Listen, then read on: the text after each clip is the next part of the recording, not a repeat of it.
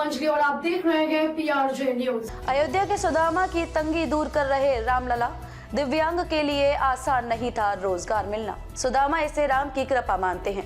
यह उनके लिए किसी अभिलाषा के पूर्ण होने से कम नहीं था, क्योंकि दोनों पैरों से दिव्यांग सुदामा के लिए रोजगार मिलना आसान नहीं था। उन्होंने ई रिक्शा चलाने की सोची, लेकिन पैरों की कमजोरी के कारण साहस नहीं जुटा सके। उनका सोचना भी ठीक था। आखिर इस काम में उनको अपने साथ यात्रियों की भी सुरक्षा भी देखनी थी। रवि प्रकाश श्रीवास्तव, अयोध्या।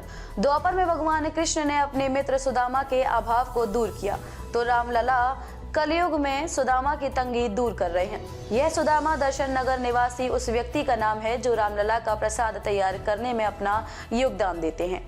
इस सुदामा की दीन दशा भी द्वापर के सुदामा की ही भांति है, लेकिन रामलला के लिए इलायची दाना बनाने में रम गए सुदामा को इस कार्य से इतना मिल रहा है कि वह परिवार का भरण पोषण भी कर रहे हैं और किसानी के लिए अवकाश भी मिल जाता है। अब जबकि रामलला अपने नए भवन में आने वाले हैं, ऐसे में यह जानना भी रोचक होगा कि करुणानिधि की कृपा से उनकी सेवा एवं सत्कार से जुड़े लोगों का कष्ट भी दूर हो रहा है। सुदामा इसे राम की कृपा मानते हैं।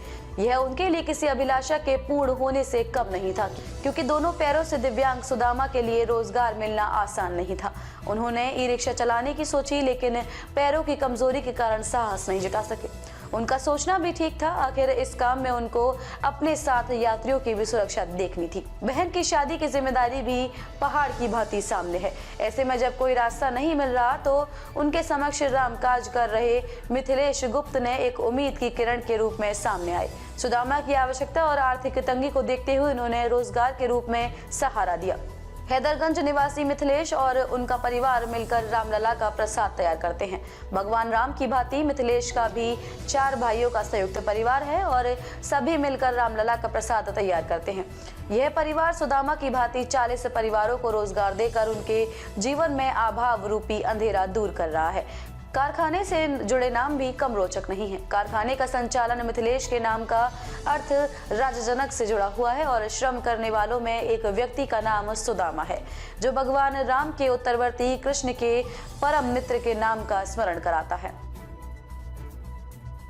खबरों में अब तक लिए बस इतना ही। मिलते हैं फिर ऐसी ही बड़ी खबर के साथ। तब तक लिए नमस्कार और देखते रहिए PRJ न्यूज। अगर आपको वीडियो पसंद आई हो तो लाइक, कमेंट व शेयर करें और हमारी YouTube चैनल PRJ न्यूज को सब्सक्राइब कर बेल आइकन को प्रेस करें।